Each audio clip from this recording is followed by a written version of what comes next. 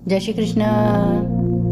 मेरा ये वीडियो उन सभी भाई और बहनों के लिए है जो ध्यान साधना में लगे हुए हैं और वे जानना चाहते हैं कि वे ध्यान की कितनी गहराई तक उतर चुके हैं और उनका कौन सा चक्र क्रियाशील हो गया है। श्री श्री परमहंस योगानंद जी अपनी एक पुस्तक में बताते हैं कि मनुष्य के भीतर सूक्ष्म चक्र जब क्रियाशील होते हैं तो वे विभिन्न प्रकार की संगीतमय ध्वनियों को उत्पन्न करते हैं, जिससे एक योगी ये जान पाता है कि वो अपनी ध्यान साधना में कौन से स्तर तक पहुंचा है। एक योगी जो अपने अंतर की अंधकार में अदृश्यता में अपनी बंद आंखों से अपने भीतर ताकता है तो वहाँ 6 सूक्ष्म मंडप पाता है।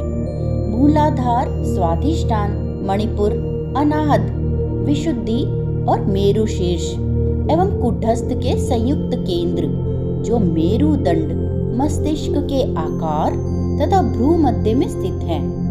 वो देखता है कि वास्तविक एवं जीवंत प्रतीत होता उसका शरीर रूपी चित्र मूलाधार में पृथ्वी तत्व की धारा, स्वाधिष्ठान में जल तत्व की धारा, मणिपुर में अग्नि तत्व की धारा, अनाहत में वायु तत्व की धारा और विशुद्धि चक्र में आकाश तत्व की धारा और मेरु शीर्ष मेडुला एवं कूटस्थ केंद्रों में चेतना और प्राण शक्ति की धारा से उत्पन्न होता है। जैसे एक विद्युतीय प्रकाश पुंज को पर्दे पर फेंकने से वह अपने स्रोत पर एक अनूठी ध्वनि को उत्पन्न करता है जो विद्युतीय स्पंदन से उत्पन्न होता है। ठीक वैसे ही सूक्ष्म मेरुदंडीय चक्र विभिन्न संगीतमय ध्वनियां उत्पन्न करते हैं जब वे अपने प्राण के विभिन्न प्रवाहों को प्रक्षेपित करते हैं, जो देखने में, सुनने में, छूने में, सूंघने में, स्वाद लेने में यानी 5 ज्ञानेंद्रियों में सच्ची प्रत्यक्ष अनुभूतियों के साथ भौतिक शरीर का रंग बिरंगा चित्र उत्पन्न करते हैं। इन 6 चक्रों के इमेनेशंस प्रकृति में निहित 5 तत्वों के स्पंदन हैं जो ब्रह्मांड में विराट रूप से विद्यमान तथा मनुष्य के शरीर में लघु रूप से कार्यरत हैं।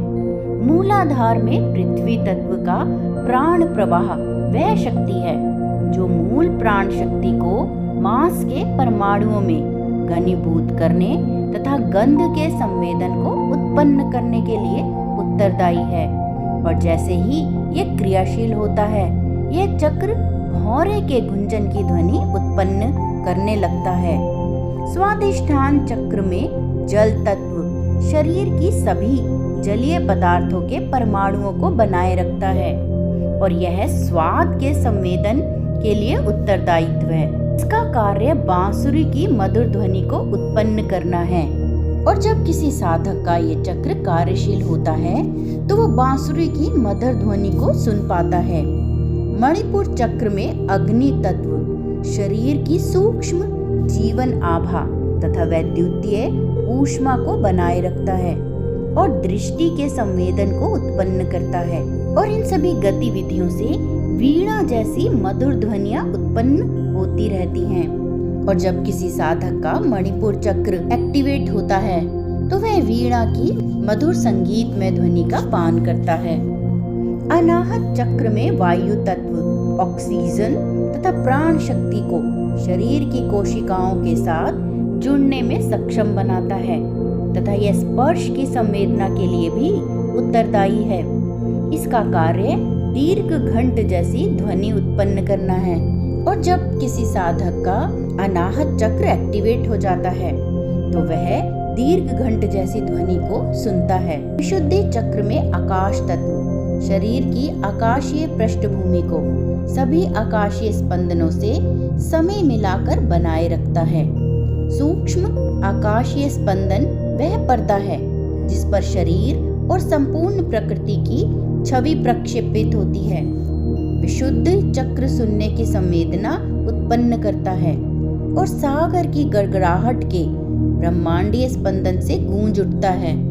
और जब साधक का विशुद्धि चक्र एक्टिवेट हो जाता है तो वह समुद्र की गर्जन की ध्वनियों को सुन पाता है। संयुक्त मेरु शीर्ष और कूटस्थ केंद्र चेतना, प्राण शक्ति तथा स्पंदनात्मक तत्व उत्पत्ति स्थानों का डायनामो है। यह उच्च केंद्र पृथ्वी, जल, अग्नि, वायु और आकाश के मौलिक स्पंदनों के सभी सब डायनामो को प्राण एवं चेतना से लगातार रिचार्ज करता रहता है, जो शरीर के मांस, धातु, रक्त और सभी जलीय पदार्थों, ऊष्मा, ऑक्सीजन तथा प्राण शक्ति एवं आकाशीय गतिविधियों को बनाए रखते हैं। और दूसरे शब्दों में शरीर जैसा प्रतीत होता है वैसा कदापि नहीं है। यह 6 सूक्ष्म चक्रों से आने वाले 6 प्राण प्रवाहों के संयोजन का एक जटिल परिणाम है और ये प्राण प्रवाह फिर सृजनात्मक ओम स्पंदन के गोलाकार ब्रह्मांडीय ऊर्जा का प्रक्षेपण है और जो अपने केंद्र बिंदु में ब्रह्मांड के विराट स्वप्न चित्रों को उत्पन्न करता है। और जब कोई योगी ध्यान के गहन अभ्यास के द्वारा इन 6 चक्रों को एक्टिवेट करता है तो वह ये जान जाता है कि शरीर एक ठोस पिंड के रूप में नहीं बल्कि एक स्पंदनात्मक प्रकाश की अभिव्यक्ति के रूप में है।